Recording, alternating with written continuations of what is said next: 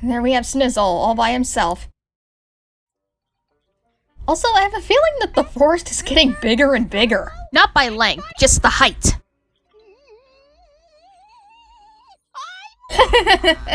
Well, we'll go back to him very soon. I don't know. It was probably nothing. I don't even care. What is it? Huh? Oh yeah, this is actually something that I really wanted to put in this. I was just trying to figure out which characters do I use, but then I thought, yeah, I'll have Hepet, Zuzer, and Starlo, because Hepet has the trunk, so she can give it water, and Starlo is familiar with this kind of reference. Not to mention it was something for them to do without Snizzle. Now the reason why I didn't include the elephant fruit, specifically the elephant power-up, is because, well, we have Hepet, and then we have Regina, who is part elephant. It would be kind of bizarre if other characters became elephants while we already have elephant-like characters in this. Oh yeah, here we go. Now, this is a reference that I bet absolutely nobody is aware of, unless you're a John Clark Matthews fan. But to give you a little bit of info, in the 7th episode of Obscurity with Starlo, she talked about the 1992 short Mouse Soup, which was directed by a filmmaker called John Clark Matthews, and it was stop motion. He pretty much did a bunch of stop motion stuff throughout the 80s and 90s. He also has a YouTube channel, and you can actually watch most of the stuff that done in full. Also, the flowers who are singing right now are actually the exact same design as we see in Mouse Soup. Yeah, right here, these ones. These are pretty much the exact same designs, only not in the John Clark Matthews style, but rather in my typical style.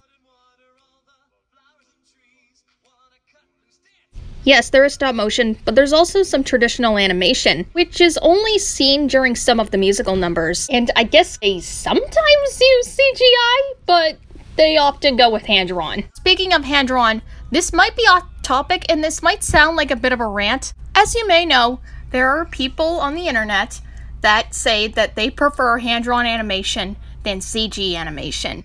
Even if the CG animated film is good, they would say, well, what CG monstrosity do you have today? But they would see a film that's 2D and they would say, a real animated film. I'm gonna miss these. It's the same thing about how they would go and push aside digital or flash animation and instead demand more cell animation. This clearly shows that they only care about their own nostalgia more so than actual animators who do all that stuff in order to keep themselves living. Not to mention that major companies still do 2D animation, along with a few indie companies.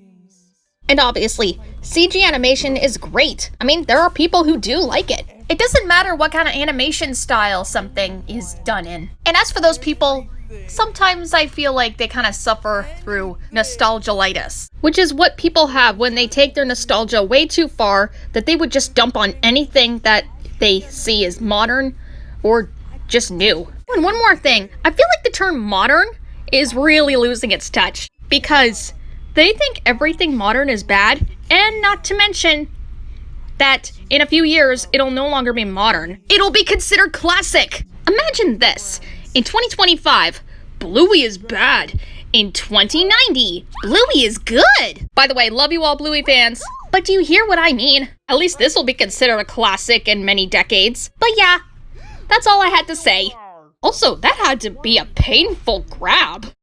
We would have went if you weren't fantasizing. Yeah, she's right.